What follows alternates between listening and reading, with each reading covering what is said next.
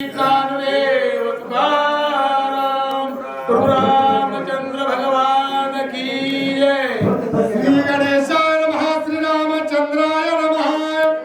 श्री हरि त्वरित उठना वेद कवच अंगिल्यालाय, तेरे दिन मणि लोपला दश दिशा पडिला उजेडा। या ठिकाणी प्रभू रामचंद्राचं त्या ठिकाणी भगवंताच्या रूपाचं वर्णन कशा प्रकारे केलेले, नात्रायणी बघा अमृतासारखं गोड त्या ठिकाणी अशा अलंकार त्या विष्णू भगवंताने धारण केलेले। त्या अलंकाराची शोभा या ठिकाणी दश दिशेमध्ये त्या ठिकाणी सगळा उजाडच पडला म्हणून सांगतात। हा चुका घेऊन बाण जायचं काळाचं क्रूर गाण, बाता भरोणी संपूर्ण धनुष्य टणत कारुणाचा जिरा लागली। कृष्ण भगवंताने काय केलेलं, आपल्या भात्यातला बाण काढला, अचूक बाण त्या ठिकाणी धनुष्याला लावला आणि लावून काय करतात पहा, सुवर्ण खड्गा घेऊन हाती अवलोकिता झाला लक्ष्मीपती, कमळाचा रिके नेत्र शोभती, मुखी दंत पंक्ती हरियांच्या।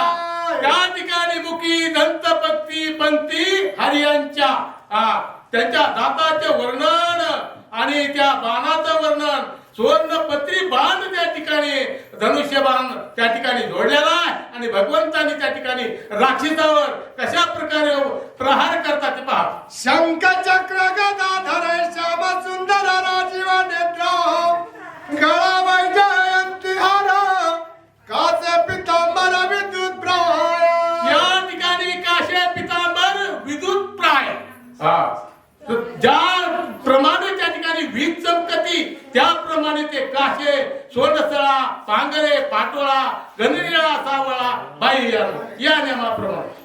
अंगी आहे प्रिय विलेपण कस्तुरीचा मळवाट पूर्ण, श्याम सुंदर विराजमान मनमोहन विष्णू त्या ठिकाणी मनमोहन विष्णू तो त्या ठिकाणी सगळं त्या ठिकाणी कोण वैजयंती माळा मकरे कुंडले त्या ठिकाणी शोभतात आणि ती शोभा त्या ठिकाणी वर्णन करू लागली। जैसा कणकाचा गिरी तैसा सन्मुखाचा पहारी, वरी आरूढोणी श्रीहरी त्वरे करोणी चालिला। ज्याप्रमाणे त्या ठिकाणी सरपारी म्हणजे गरुड जशा प्रकारे वरुण जावा आणि त्या ठिकाणी सर्प जे असतात की त्या बिळाने लपावेत, तशा प्रकारे विष्णू भगवंताने आपलं त्या ठिकाणी स्वरूप दाखविलं आणि तशा प्रकारे राक्षस त्या ठिकाणी काय झालेले संपाय लागले, पळून चाललेले त्या ठिकाणी थरथर कापू लागले असा प्रकार होतो। गरुड पंखाचे निवाते पितांबर आंदोळे तेथे, जैसे समुद्री लाटांचे भरते उपरा उपरी येतसे। या ठिकाणी गरुडाचे पंख जे आहे ती पंखाची उपमा कशी सांगितलेली नाथरायणी, जशा प्रकारे म्हणे समुद्रावर लाटा महागाले पहिले काय